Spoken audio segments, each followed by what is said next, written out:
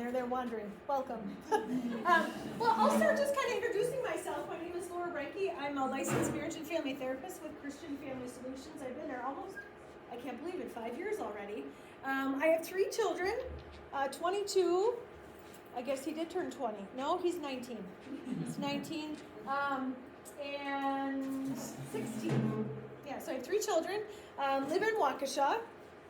And I also teach at Wisconsin Lutheran College 3 days a week. So I've been an adjunct professor for about 9 years there, teaching the psychology department. So the things that we're going to be talking about today, super passionate just about children in general, and also watching what's happening in our culture. So maybe you feel like this, or maybe your children feel like this picture. But when I think about the things that have kind of happened in our world in the last 2 years, this is how I feel sometimes. And so what I want to talk about today, we're going to talk about a lot of things. Anxiety and depression in children and teens. But I also want to kind of get you to be thinking about why are we seeing this. Want to talk a little bit about what do we know about it, but then also how does this impact you, or how do you impact these things? So, like a teacher, right, we always want to, what are our learning objectives? So what's the outline? So I want to talk a little bit about anxiety and depression. What does it look like? I'll talk a little bit about what does it look like for younger people. So like the 0 or the little people 2 to 10 maybe. And then what does it look like in teens? Because it's a little different. And then how does that look different in adults? So we'll talk about specific signs, symptoms, and ages. And then what are some of the trends? I don't probably have to tell any of you we're seeing a huge increase. I also work at a high school, so I work out of your Germantown clinic, and I also work at Catholic Memorial High School in Waukesha, and we're exploding. Just the intake, the call volume. Christian Family Solutions now should be at Wisconsin Lutheran High School, but we don't have any more counselors to go into any more schools. And so we know that those numbers are increasing. So I'll talk a little bit about that. And then what I want to talk about and spend a little time on is proactive strategies. So yes, we're worried about our children, but there are things that you can do to kind of build resiliency. We don't have enough therapists in the universe to treat everyone individually. And I'm very concerned about that. But I think that there are things that you can do as parents, as teachers, as aftercare workers, as guardians, as however you act with people, just to kind of do that little self-check, like where's your mental health status? And how can you help the people in your life, their mental health status? I was talking to your principal just briefly, and we are in a state of cultural anxiety. You turn on the news for about 3 seconds, and what happens to your posture? I don't know about you, but I kind of start going like this, right? And then turn on your favorite Disney movie. For me, that would be Ratatouille. And all of a sudden, my posture changes, right? So we know that just everything that's going on in the world, we're just a little bit more anxious. So I want to talk about those things that you can do at home.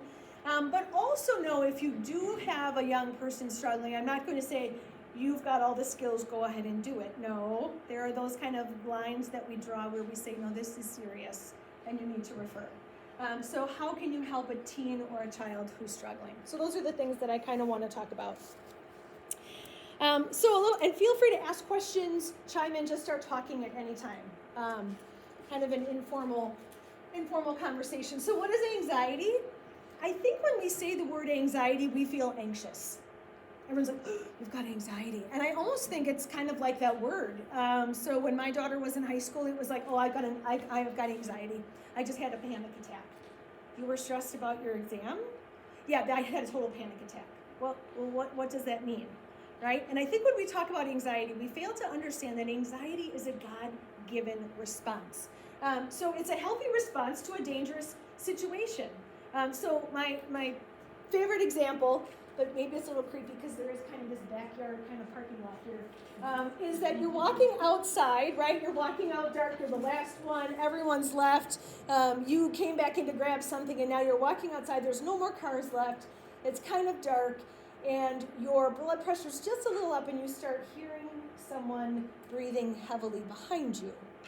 You are going to feel anxious. Right? You're going to feel your blood pressure pumping. You're going to be hyper alert. Maybe you're seeing things, you're hearing things a little bit more acutely.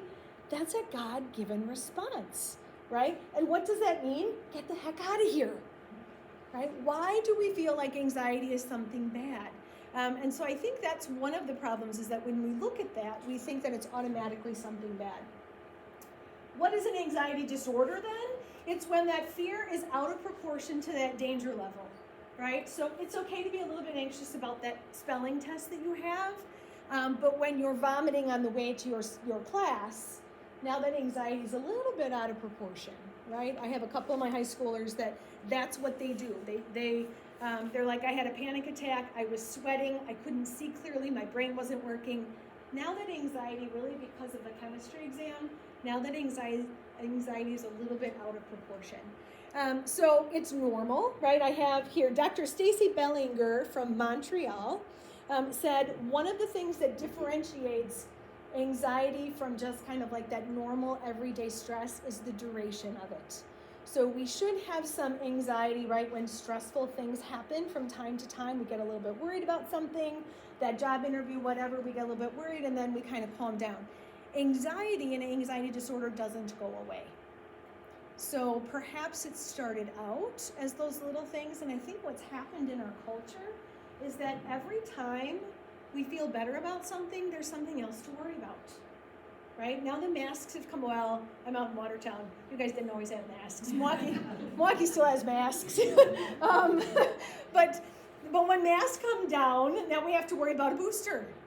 And then when we stop worrying about a booster, now we have to worry about the Ukraine. And then when we stop worrying about the Ukraine, now we're worried about fuel oil. Right? So there's always something. And so when we think about an anxiety disorder, it's usually like made up in our head that we should always be worried about something. But if I look at what's happening in our society, our culture is always giving us something to worry about. So no wonder we're all on edge. And then just different types of anxiety disorders. What are we finding?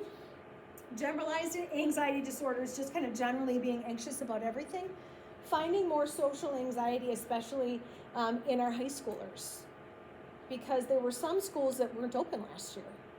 And so now they've started high school, and they haven't been around people for 2 years, and now they're trying to be around people, or a year and a half, and they're struggling. And so I think also, I do a lot of talks on social media and technology. I think also that we're so used to being digitally connected that we don't know what to do with people face to face. If I don't like what you say, I can shut you off, I can block you. But now maybe your eyes roll, and that had nothing to do with me, it's because you were paying attention to something else.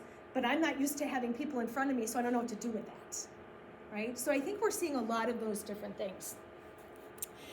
So constant worry causes significant distress, interferes with daily life. These are kids who can't function day to day, right? So they're having difficulty getting dressed and ready for school. They're having difficulty just doing regular things. I had one 10-year-old who every time he had to go to church, and every time really leaving the house, going out to dinner with family, Culver's wasn't even a thing to look forward to, and he would get super anxious to the point of getting nauseous, right? So this is causing significant distress.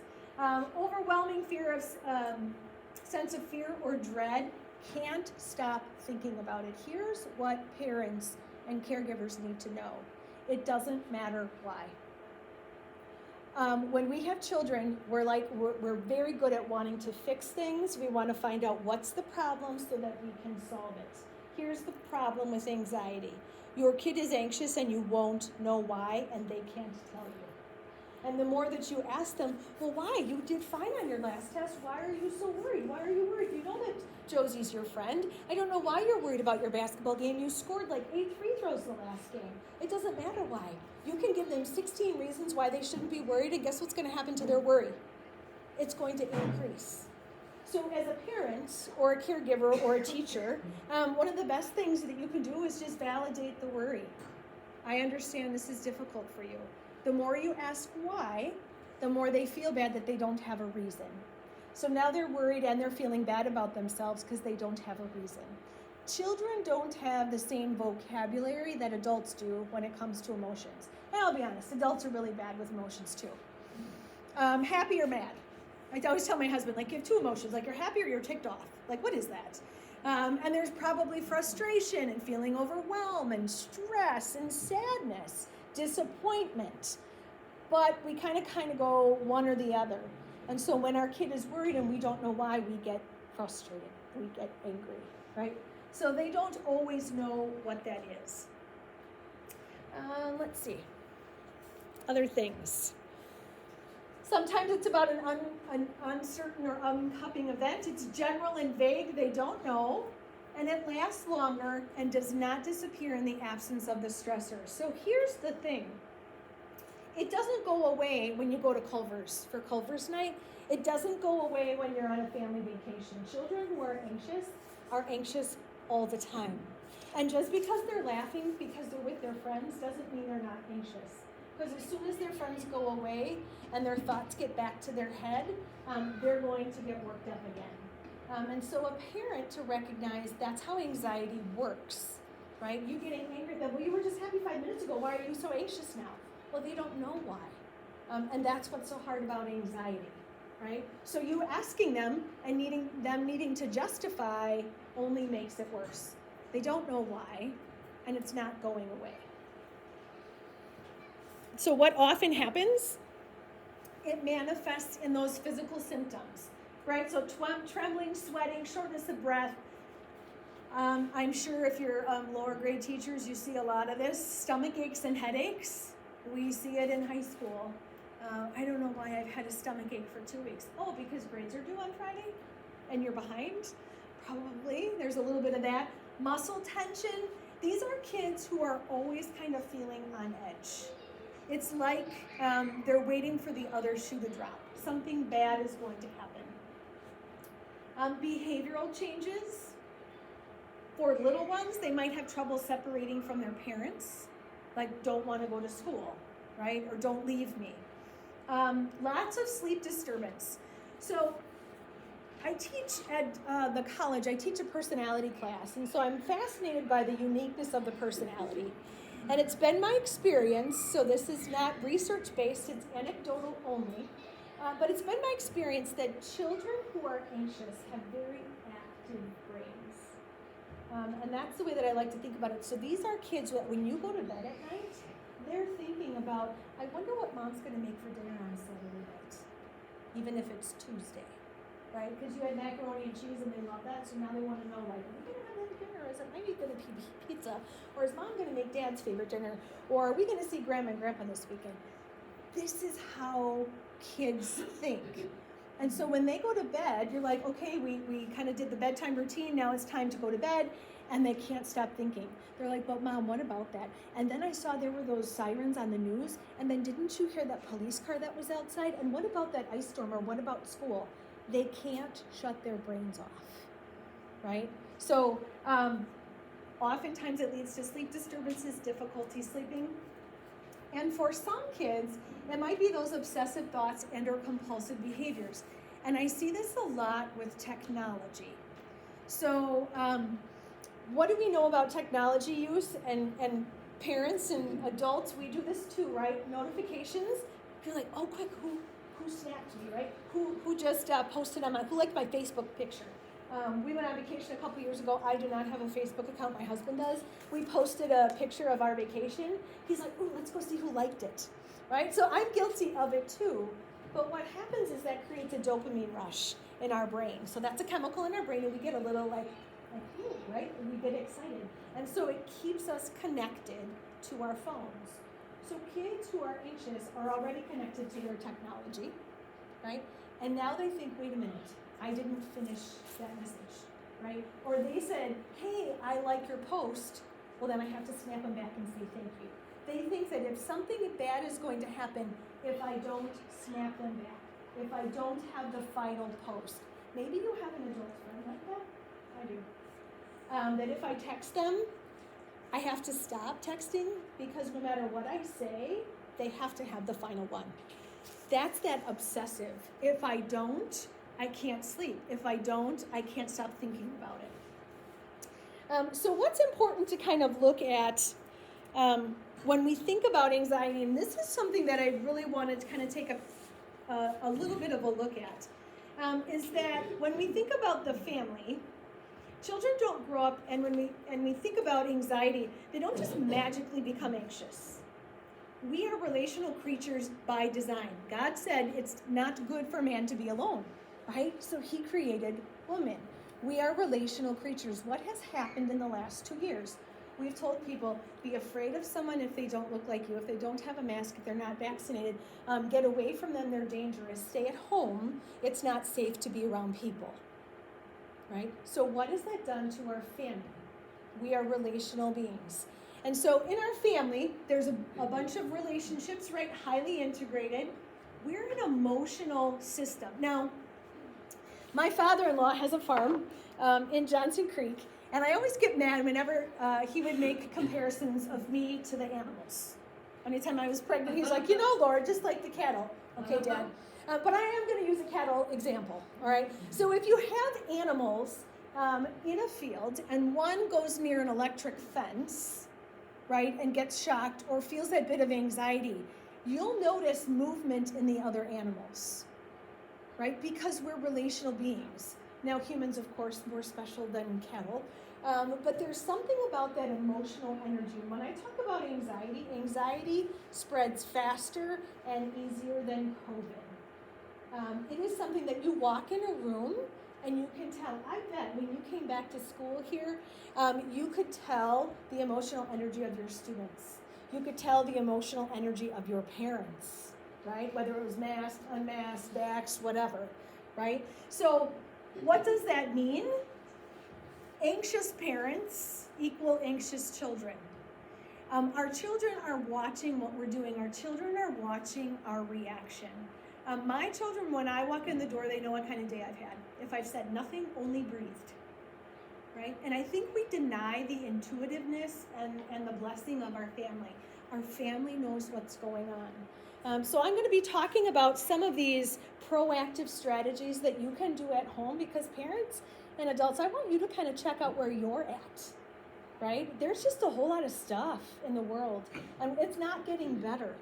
Right? But as Christians, and I'm going to share some spiritual encouragement with you as well, we know what the one thing is that's most important, and we need to make sure that we're focused on the right things, because these people in our lives are looking to us.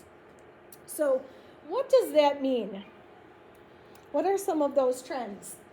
So 25%, these are recent numbers, 25% of 13 to 18-year-olds experience a mild to moderate anxiety disorder. So does anyone want to take a guess what the number was about 2 years ago? Just take a guess. Shout it out. 10? Yep, about 10 to 12% 2 years ago. So it's doubled in the last 2 years. I have a quote here from Sherry Madigan, PhD clinical psychologist from the University of Calgary. What's fascinating is a lot of my research comes from everywhere but the United States. The last 2 years, but it's just interesting. She says, we're continuing to see the compounding effects of the pandemic, and her prediction is we're seeing the initial effects, but these will continue to increase over the next 2 to 4 years. So the fact that everything is open now and life is resuming as normal, and even in Milwaukee, we're getting rid of the mask mandate, I think, on March 1st, that the effects of this is going to increase. And when I think about the family as a system, I think, why is that the case? Because moms and dads, we're still anxious, right? They're talking about another booster. How come 5-year-olds can't get the vaccine now, right? All these things keep changing, and we're trying to catch up with what's going on. Some other, other statistics, 1 in 8 children diagnosed with an anxiety disorder. Really? I wonder what the number is for adults. I bet it's similar. Children and teens with anxiety are twice as likely to struggle with substance abuse disorders. And with anxiety gone unchecked for a long period of time, you will also see depression, because kids can't explain, why am I feeling this way? Think about that little scenario I told you about, being outside in the parking lot, right? How does that feel? When you're feeling someone, you can hear their breathing on the back of your neck, and you feel that muscle tension. It doesn't feel good. Now imagine living like that every day, right? If anxiety isn't treated, it can affect children really negatively, and then they can get sad. So often in the high school, I'm seeing anxiety and depression co-occurring. So that's why we'll talk a little bit about depression too. All good topics, right? So a little bit from the National Institute of Mental Health. This is just that persistent sadness. And again, this is something that your child doesn't know why. I think oftentimes when we have feelings, very, very common, when a client comes into therapy, I'm like, when you're all done, like, how will you know you're done with therapy? What do you want to be better? I want to feel happy. I left my pixie dust at home. I can't guarantee that, right? Jesus tells us in John 16:33, he says, in the world you will have trouble. For the Christian, right? But take heart, he says, I've overcome the world. There's something in our culture that we don't understand the theology of suffering. There's just stuff, right? We get sad and we don't recognize that that's part of life. And so I think what happens is then when we get sad, we label it, it's bad, and I shouldn't be feeling this way. And then I try to push it away harder, and then it comes back, and now I'm depressed. And I think for young people in particular, it's not knowing what to do with those feelings. We don't know what it's like to just be still. We don't know what it's like, our children don't know what it's like to not be stimulated all the time. I was listening to a radio talk, and they said that we've lost creativity because children don't understand what it's like to be bored. We have no distress tolerance. So I don't know what to do with this sadness. Every time I'm sad, I push it away. And then when I push it away long enough, it turns into something like depression. It's kind of like the beach ball. They say when you push on a beach ball, you're in a pool or you're at the beach, and you push it underneath the water, like you push it down so hard, right? I don't want to be sad. I don't want to be sad. I'm going to snap somebody. I'm going to go do something. Maybe I'm going to use a substance. I'm going to do something because I need to feel happy. And I'm going to push that feeling down so hard. And then what happens to that beach ball after a while? Pops back up, knocks you in the nose, right? Or if you're in a pool, if you're trying to stand on it, you fall over. That's when depression hits. We try to push down these feelings because our children are uncomfortable with sadness. So then my question for adults is, how are you with sadness? Right? I can't tell you how many parents I meet with, and you can just see, like, their kid is clearly depressed. We're talking about hospitalization. They're like, well, you know what? It's her birthday next week, so we're going to go pick out her birthday present when she gets home. Do you understand your child is getting checked in because she's suicidal? Can we talk about that for a minute? Right? Are we recognizing our emotions as we feel them? For the child who's depressed or the adult, they often feel guilty, worthless, and helpless. Kids who don't want to interrupt you, who think that if you're having a bad day, it's your fault. I had a young lady, very empathic and very depressed. She came in and I said, what is going on today? She goes, well, I think my dad's mad at me. Okay, you got in the car, and, well, I knew he was mad when I got in the car. Did you do anything? Well, I don't know. Okay, so let's ask him. So we brought Dad back in. This was a turning point in therapy for this young lady. So we brought Dad in, and she goes, Dad, are you mad? He goes, well, yeah, I'm having a really bad day. Are you mad at me? He said, no. You just got in the car. How could I be mad at you? She goes, well, you were angry. He goes, yeah, because work is stressful. And I feel like even when I want to spend time with you, I can't put my phone away. And so, yeah, I'm really angry, but not at you. And this young lady had to learn that everything in the world wasn't her fault. Right? If we can be open and honest with our children and say, I'm having a bad day. My daughter called the other day, and I said, I'm having a bad day. She's like, what's wrong? I'm like, oh, work stuff. Everyone's anxious and depressed, and some days it makes me sad. She goes, I'm sorry, Mom. I'm like, it's okay. I'm going to be okay. I'm going to go walk the dog. I'll tell you about that later. My poor dog gets more exercise than he needs. Right? So, other things to watch for, loss of interest in activities or hobbies. Here's kind of the big one, is when children are not doing those things that they used to enjoy. You have a child who likes video games and isn't playing video games, that's a problem. Okay? When they're withdrawing and they're pulling back from people, probably the sexting isn't an issue for your children, but fatigue and decreased energy is something that you need to watch for, right? So if they're sleeping more and not feel rested, all children are always tired, right? But no, this is like really. So they're sleeping 10 hours, they're coming home from school, they're napping 3 hours, they're eating dinner, and they're going back to bed. These are things that even 10-year-olds don't need that much sleep. But part of it is when our mind is not well, our body is not well. If you look at how God designed the body, that some of these signs and symptoms are really beautiful signals that the Lord kind of created in us. Something's not right. Think about if you've ever kept a secret, how much energy that takes, right? Maybe you can think back to grade school or high school, like you had that secret and you're like, ooh, I don't want to talk to that person. You try to avoid that person, or then you go to bed and you're thinking about it. What if mom and dad found out? It takes a lot of mental energy. Now think about feelings of guilt and worthlessness or worry. When it's out of proportion, it also wears on your body, which makes you more tired, which is why you have stomach aches and headaches and all of those things. So what are some of the other things to kind of watch for? Difficulty concentrating, remembering details. These are kids when you tell them what to do. I told you that we were going to the doctor. And what happens if parents aren't paying attention, kids are forgetful and we're getting angry. And remember, with a depressed kid, they're already feeling guilty and worthless.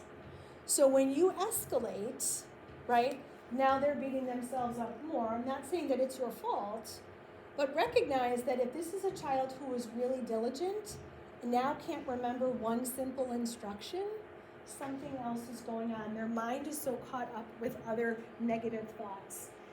Early morning wakefulness, excessive sleeping, overeating, or appetite loss. Keep an eye on your children.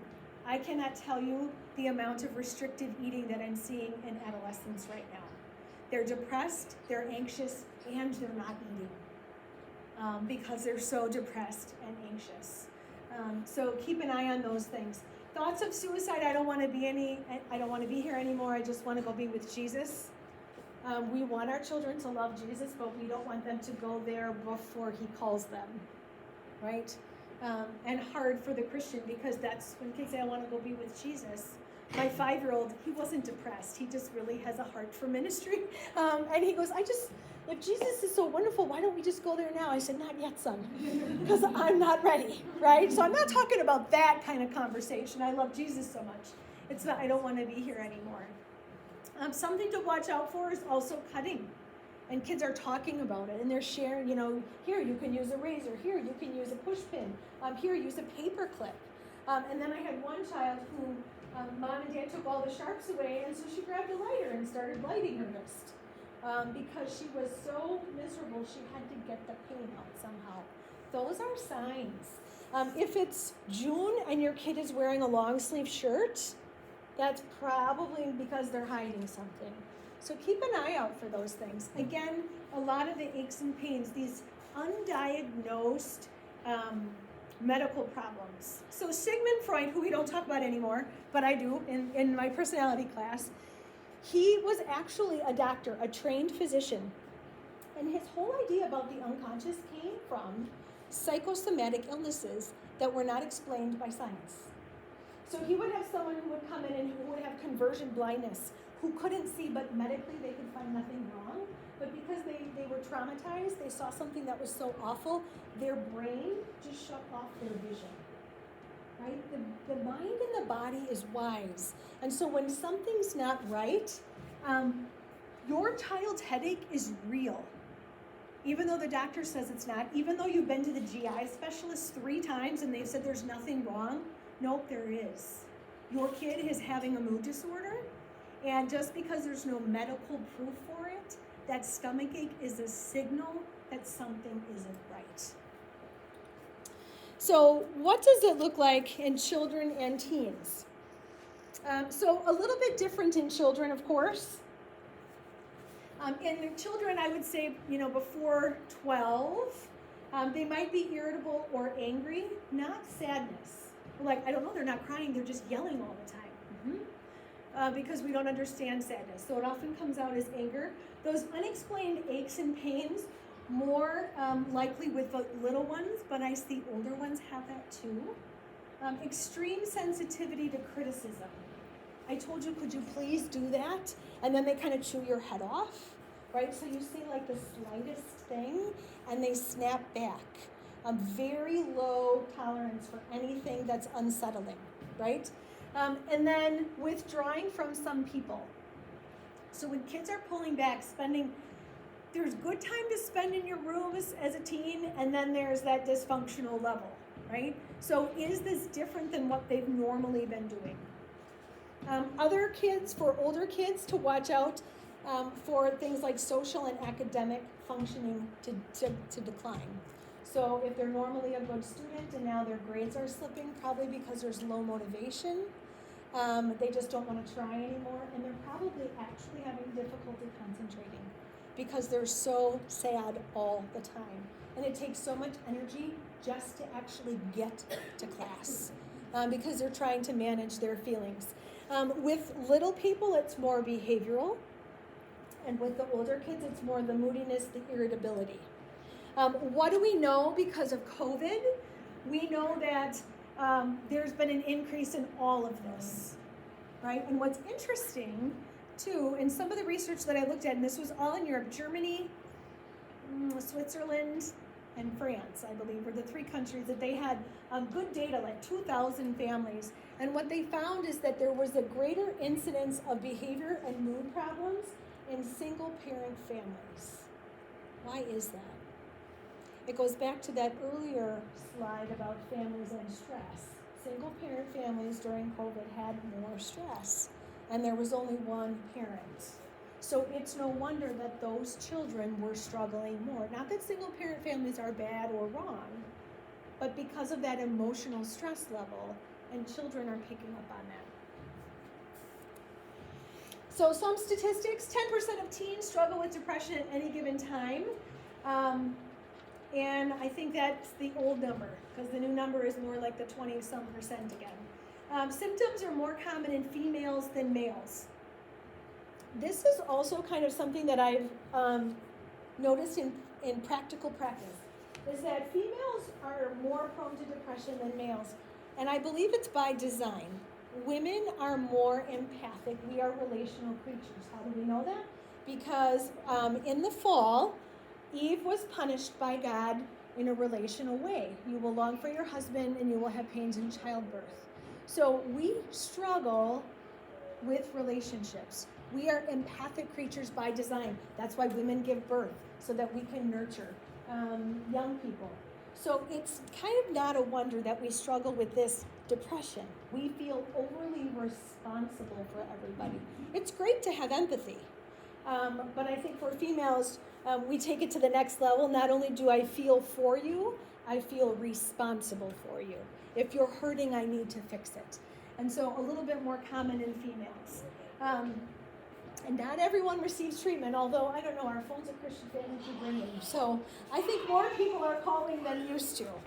So you take all of those things, right? Depression, we have anxiety. You add typical life stress. You add multiplied by COVID, right? And then we have kind of an explosion. And that's what we're seeing right now. So what I want to talk a little bit more about, kind of the second half of our meeting today, is what can you do?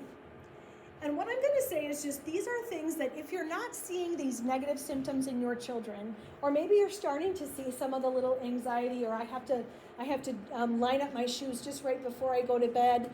And it's not that it's disrupting normal behavior, but you can just get a sense that there's some level of anxiety. Maybe these are things you could try at home. But I am also going to say that then there's a line, right, where my kid is struggling, and what I don't want to send you home thinking is, okay, she told me some skills, we're going to try these coping strategies. If you're anxious or depressed, oh, you're cutting, I've got the solution. No, trust your gut always, and when things feel unmanageable, call for help. But I do think that as parents, there are some things that we can do. So we're going to talk about some behavioral, cognitive, and emotional things, and why? Because this is kind of how we work as people. A stands for affect, B stands for behavior, and C stands for that cognitive side of things. And then the S is spiritual, which kind of permeates all of our being, right? But if you notice the little triangle, there's double arrows. That means that one thing affects the other, affects the other. And I think what happens is we don't always recognize how all of those things are connected. So let me give you a little example. So I wake up tomorrow and I feel sad. Let's just say I feel sad. I'm allowed to feel sad. Sadness is a feeling. How do I know that? Because when Jesus was told that Lazarus died, he wept. Jesus knew he was going to raise Lazarus, but I also think there's a reason that that's in the Bible. Because we need to know that it's okay to be sad. It's okay to cry, right? So I'm just going to wake up and I'm feeling sad. So then there are things that I can do and think that will either improve that feeling or stabilize it or make it grow. So I'm going to lay in bed and I'm going to tell myself, you shouldn't be feeling sad. Cognitive. What's wrong with you? You saw all these great people out in Watertown. You talked about all these things. What's wrong with you? You're a therapist. You shouldn't be feeling sad. So I'm going to tell myself that and I'm going to say, if you're sad, how dare you? You can't go to work because you can't go to work when you're sad, right? What kind of therapist could help people if they're sad? So then I'm going to stay in bed. I should probably just call in sick today. Why don't you just lay here, right? And then I'm probably going to feel worse. And then I'm going to say, see, you can't even fix your own problems, so you should stay in bed a little bit longer. This is how it works the reverse. So I'm feeling sad. It doesn't feel good, right? So I'm going to say, well, people need you today. The Lord says it's okay to be sad, so why don't you jump in the shower? And while you're in the shower, why don't you think about that first client that you need to see? And then think about, you know what always makes me feel better is a good hot cup of coffee. Or a lot of creamer with a little coffee, right? So I'm going to do that next. And then all of a sudden I notice that I'm actually doing something. So that's why I want to talk about those three kind of components, right, that we need to target. So the first one I want to talk about is the proactive or behavioral approaches. So important, not just for our children, parents, for you too. So good sleep hygiene. So here's a little bit of my technology talk. Shut your phones off. Shut your phones off by a real alarm clock, right? I need to get a real alarm clock because I found out last week I set my alarm on my cell phone and when I hit snooze, the snooze didn't work.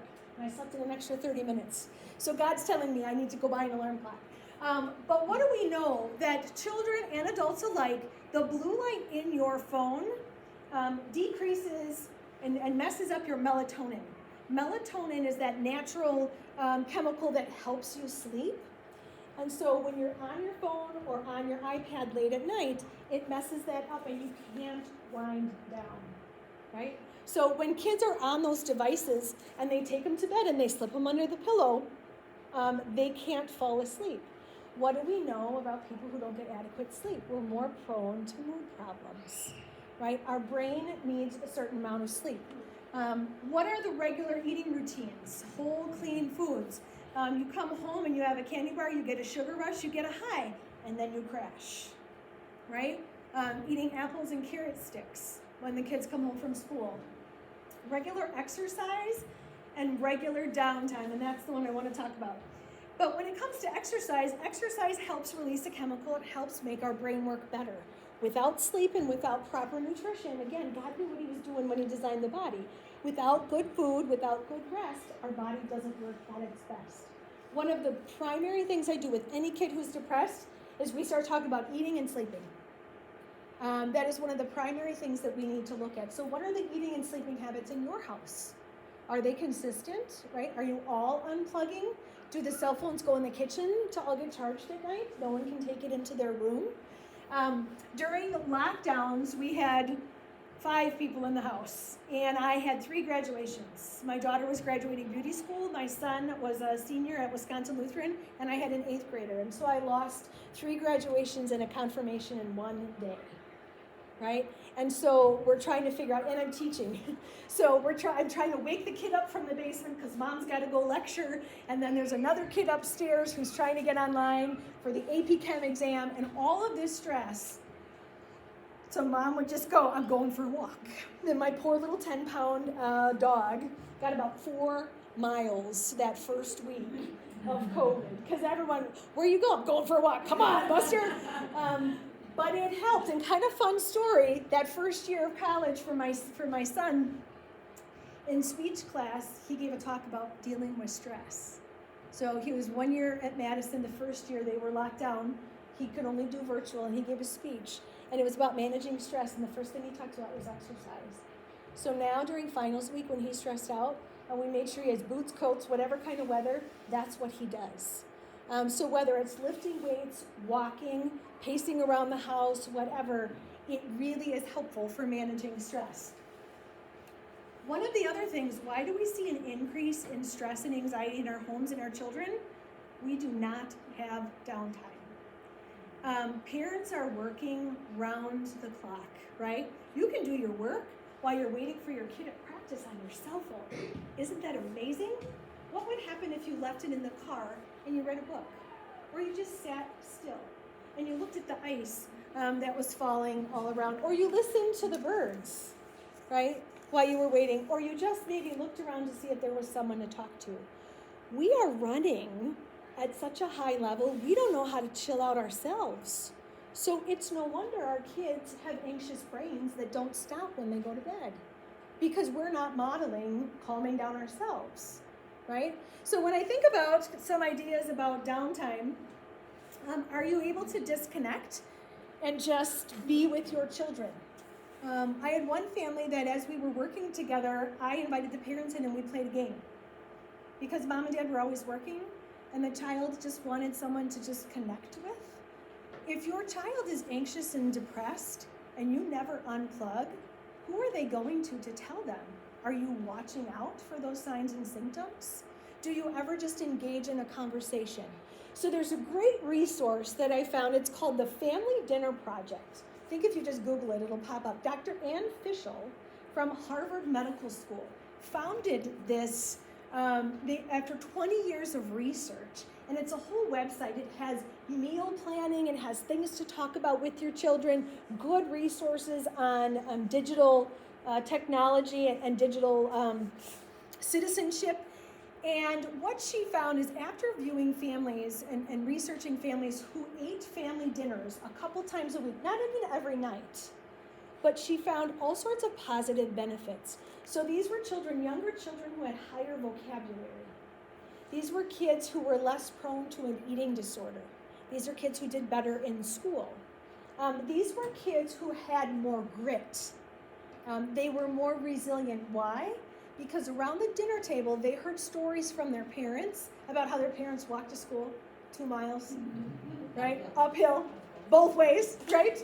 And that's the downtime that I'm talking about. Are you making time in your families to just engage with your people, right? Where cell phones are not allowed.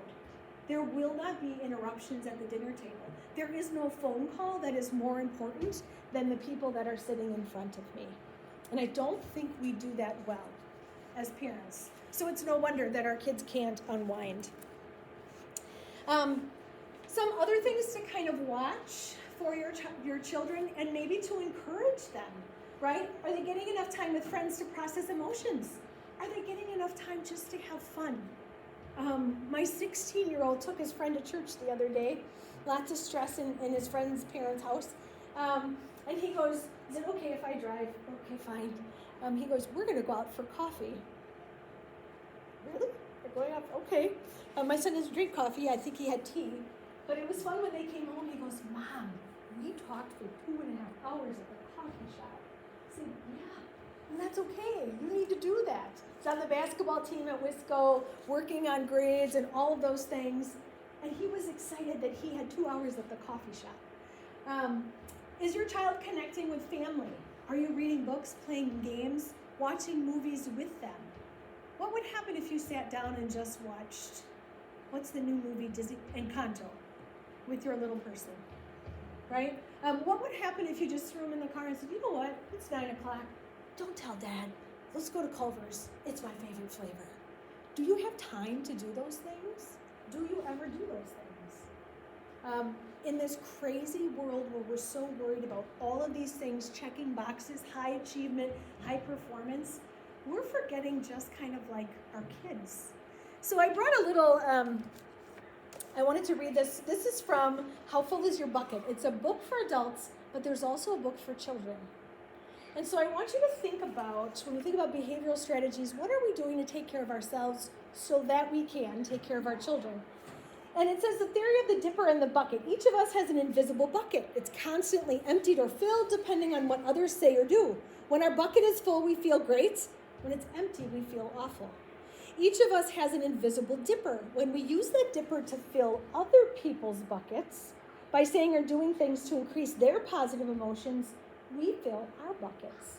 But when we use that dipper to dip from other people's buckets by saying negative things, we diminish ourselves. Like the cup that runneth over, a full bucket gives us a positive outlook and renewed energy. Did you ever think that taking 10 minutes out to play, what's my favorite game with my little kiddos? Spot It. It's a card game. It takes about 5 minutes, and I think it's less than $8 at Target. But did you ever think that if I took 5 minutes out and played Spot It with my kid, I would actually feel better and less stressed? Maybe. That's kind of what this says. An empty bucket poisons our outlook, saps our energy, undermines our will. That's why every time someone dips from our bucket, it hurts us. So we face a choice every moment of every day. We can fill one another's buckets or we can dip from them. It's an important choice, one that profoundly influences relationships, productivity, health, and happiness. I don't remember how much I paid for this book, but it is based on research. By doing things for other people, have you ever considered that little time out making your child feel like they are the most important person in the universe, even if it's for 10 minutes, if that would have an impact on not only their emotions, but your emotions? Even if you still had to do groceries, you still had to make dinner, you still had to take the dog out, and you still had work to do, right? What would that 10 minutes mean to your kid? So, other things that I wanted to kind of highlight, those are those behavioral things, right? What can we do? So some cognitive strategies and a little bit about the bucket.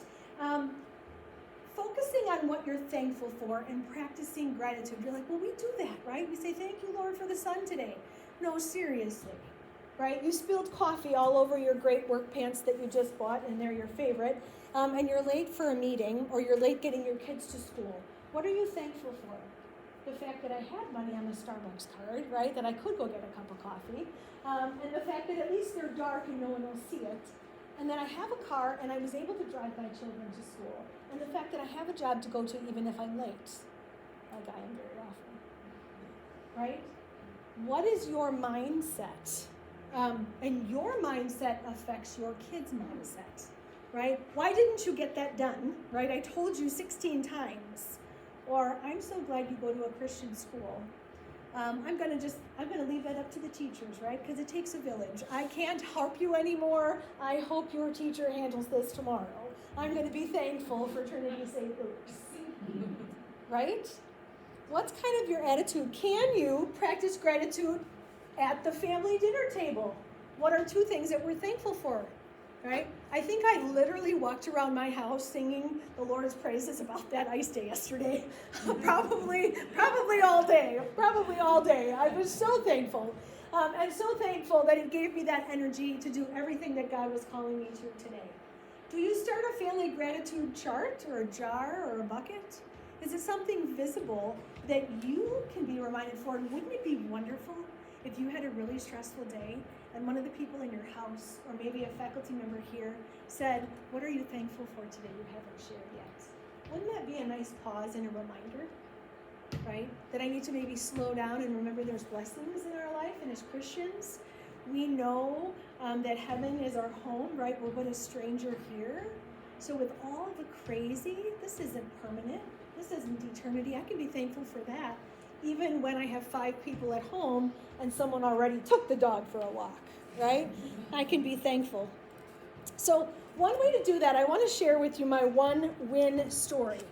I think oftentimes we kind of get caught up in all of those things that we have to do, and we kind of lose sight of just those little things. So long time ago, my kids were little, and for whatever reason, we were kind of delirious, and we decided to take 3 children under the age of 8 to Disney World, because that seems like a good idea, right? Because Mom and Dad had a timeshare, so we were going to take them, and I'm a Disney fanatic. So the week before we went with our 3 children, my sister went with her 3 children.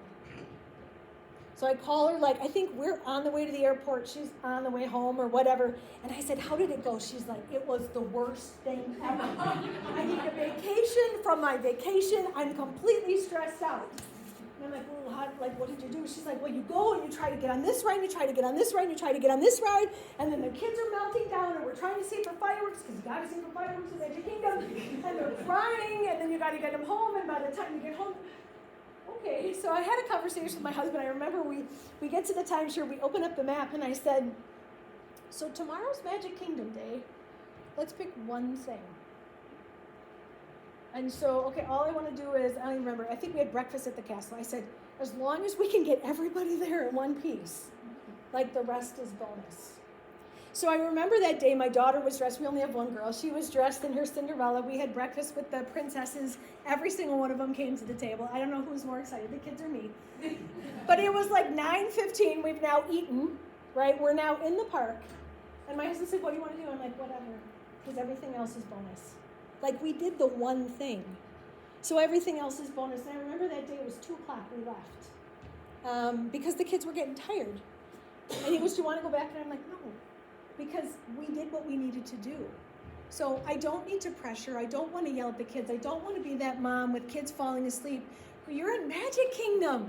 Why are you yelling at your little people, right? Like, you were already there. It just doesn't matter. Mickey came by. Go home. It's fine. And so what would happen if your cognitive strategy, right, when you look at your kids, and maybe they didn't do their math, and maybe they wore the wrong pants to school today, or maybe they got a slip from the teacher again, but maybe the one win was that they told you. Or maybe the one win was that you could sit and have dinner together. I think sometimes we get caught up in all those details, which makes us anxious, which makes our kids anxious, and we lose sight, right? They're here. They're here at Trinity St. Luke's. They're hearing the word every day. You're talking to them about being thankful. Maybe you have a family devotion that day. Does it really matter that they got a pink slip because they're just that forgetful kid? Right? Does it really matter? So what's your one win? And I feel like with COVID and things and life and inflation and pick your poison, sometimes we need to just figure out, like, at the end of the day, I'm just glad I have 4 walls and my family's in them, because the rest I can't control, right? But that's my win. And then I can talk to them and love on them and be with them. So things to kind of talk through with your children while you're around the dinner table is, what can they do? Is there any other way to view a situation when trials and things come? It is our inclination to fix it for them. We just do that, right? We want everybody to fix it, because then they stop whining, and then you can be quieter, and then I can get back and update my Facebook profile and all of those things that I want to do. Parents, it's your responsibility, right, to train these children. God gave them to you. Are you talking them through? Well, you forgot your assignment. Now, what do you want to do about it? I don't know. My teacher's going to be so mad. Okay, well, let's talk about it, right?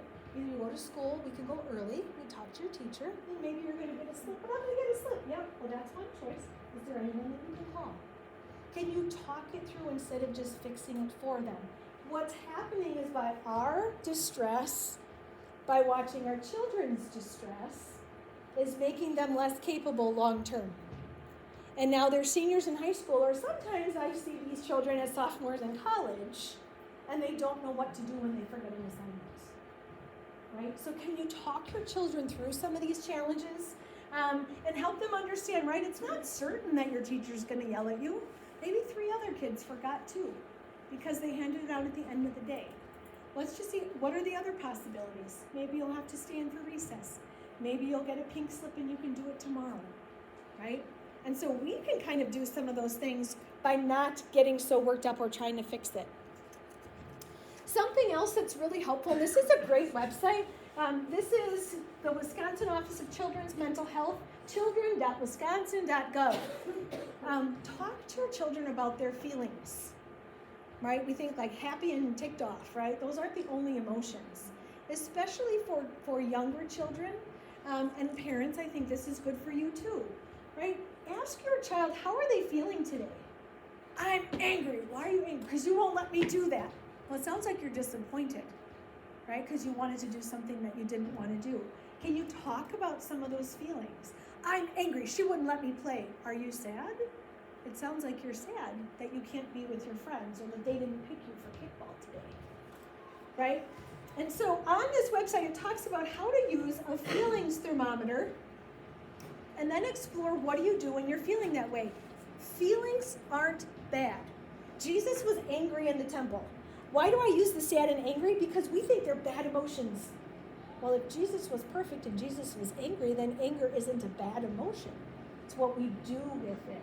Can you help your children recognize when I'm feeling a certain way? Sad, worried, angry. That's not bad. Now let's find out what to do with it so that it doesn't get worse, right? So some really good resources on this website, even how to use a feelings chart. I hand out similar charts to families, and I make mom and dad talk about it too.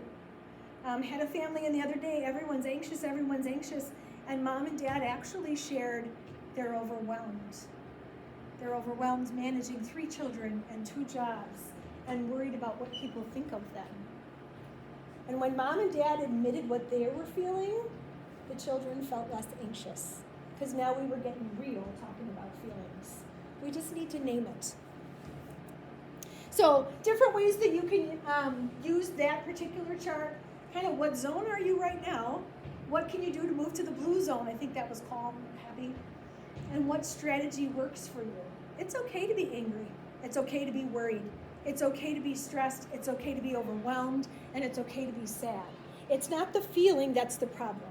It's to know what am I feeling and what do I do when. I think it's like math, right? Like what's the formula?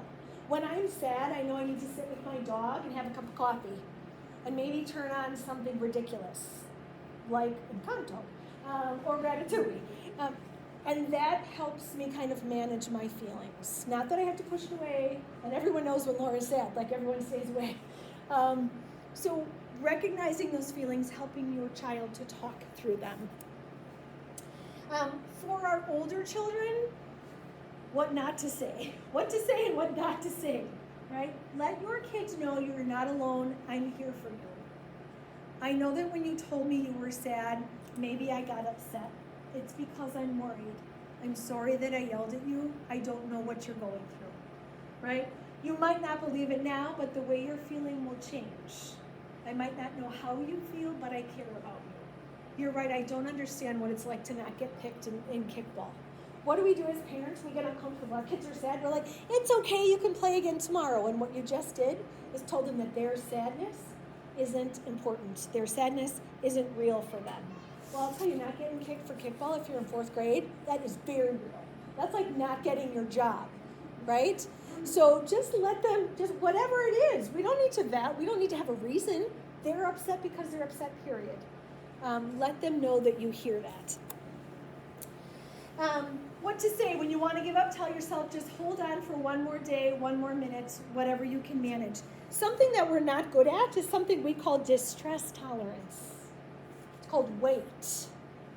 Parents, we're not good at it either, right? That phone rings, we got to pick it up, right? I'll be there right away, like let me know. We need things shipped on Amazon Prime because we can't wait 3 more days. Our kids can't either. And so they get very uncomfortable when you say no, when it's not their turn, when someone doesn't get back to them. Can you help talk them through that a little bit, right? It's okay to wait. No, we're going to put it away right now. Nothing bad's going to happen, right? And I'll sit with you. I know that's very stressful. But let's just see if we can get through this next night. And then we'll call your friend tomorrow. You're important to me. Tell me what I can do to help you. Don't try to fix it for them, right? What do they need? I have some kids who all they want, can you just hug me right now? Mm-hmm. Why they cry. They don't want you to fix it. Don't put in a happy movie. Don't make a joke. Don't drive them to Culver's and give them their favorite sundae.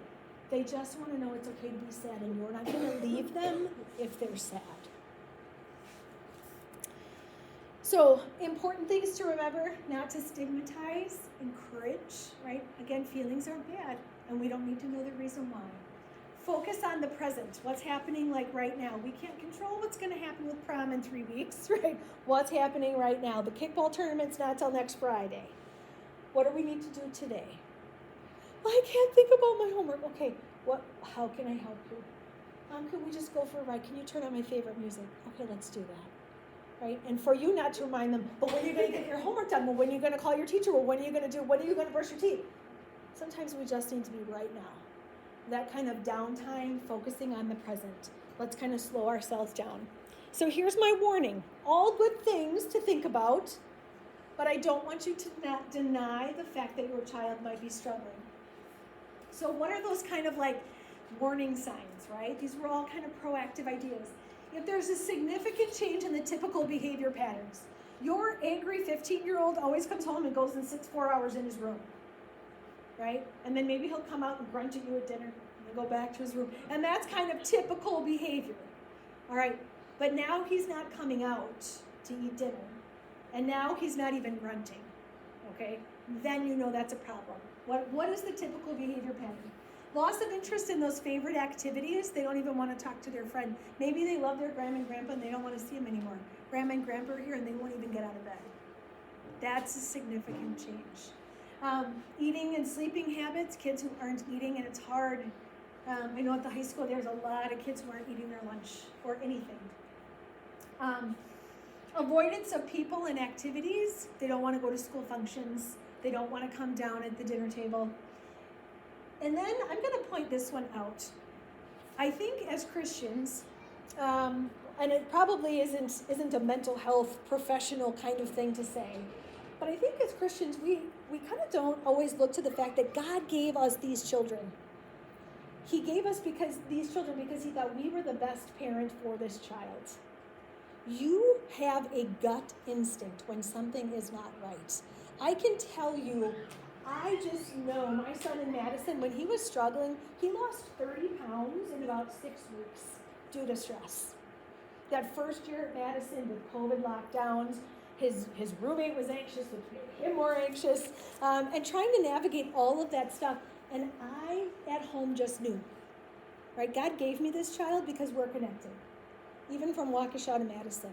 So if you just think that something is not right, don't ignore that. Talk to your spouse.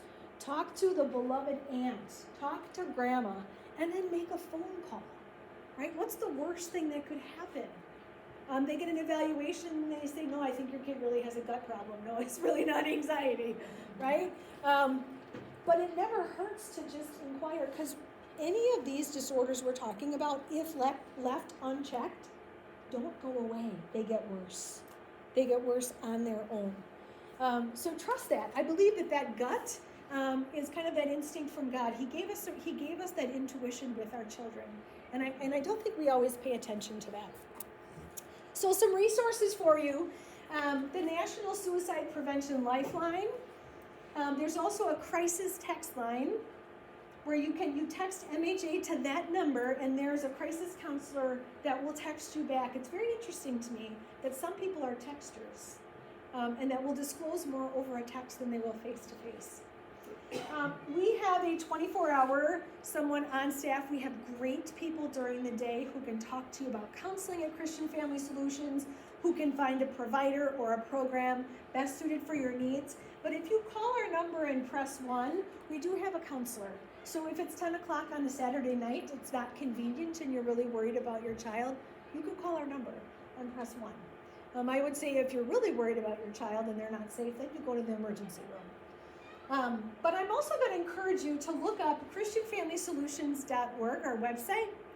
And on the right corner, there is a blue box. I believe it says resources. And when you click on that, we actually have toolkits. So in talking about how can parents stay less stressed so your kids are less stressed, there's actually a Managing Stress as a Parent toolkit. It's a little book about things you can do, some of the things that we talked about. There's also a breathing techniques toolkit. Breathing, I don't know, teachers, if you're doing some of that in your classroom, but simple breathing exercises work like a light switch in your brain. By oxygenating your blood in your brain, it helps to slow down the anxiety response. So simple one for kids, for little kids, is breathe in like you're sniffing a flower through your nose, and blow out like you're blowing out a candle.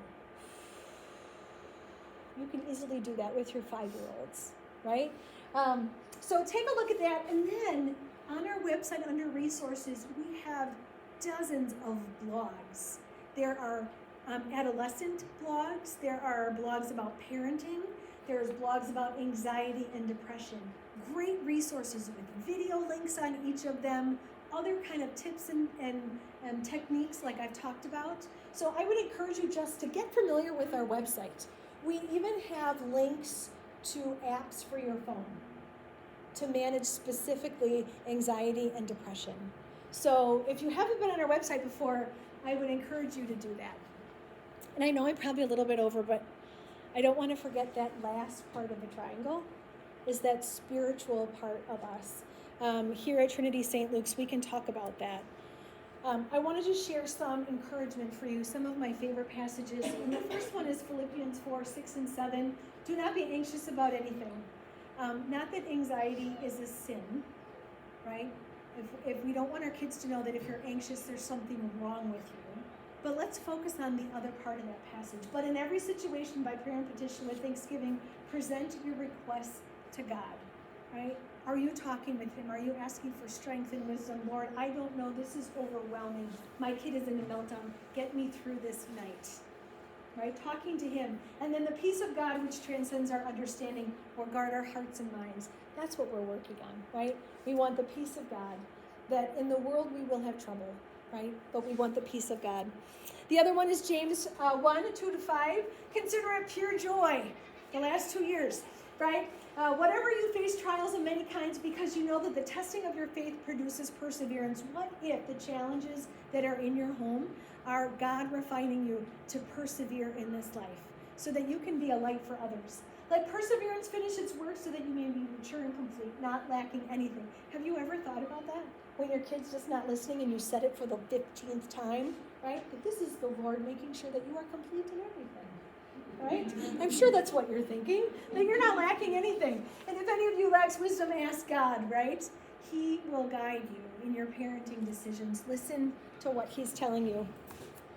And then this is my mantra for the last 2 years. John 16:33, I've told you these things so that in me you may have peace. Because in our world, that is the only thing that we have peace in right now. I've started... I'm not a good devotion person every day, I'll just admit, but I started reading my Bible in a year. And I will tell you that ending my day, I've downloaded the Bible, YouVersion Bible app on my phone. It gives me a prompt.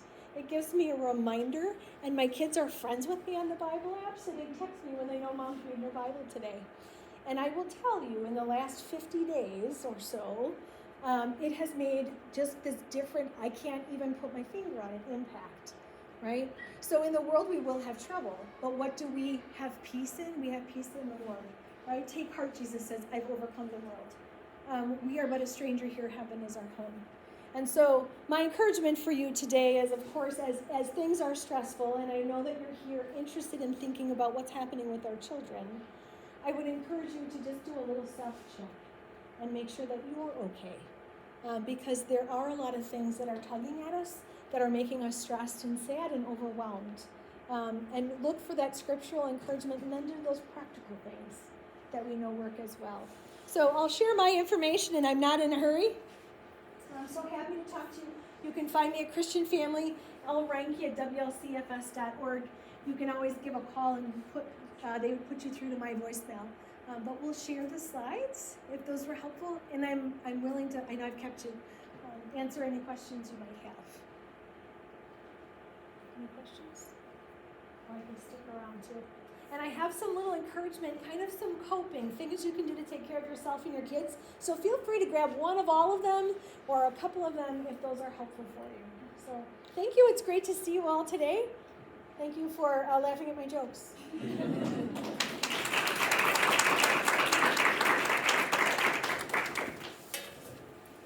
Should I stop it?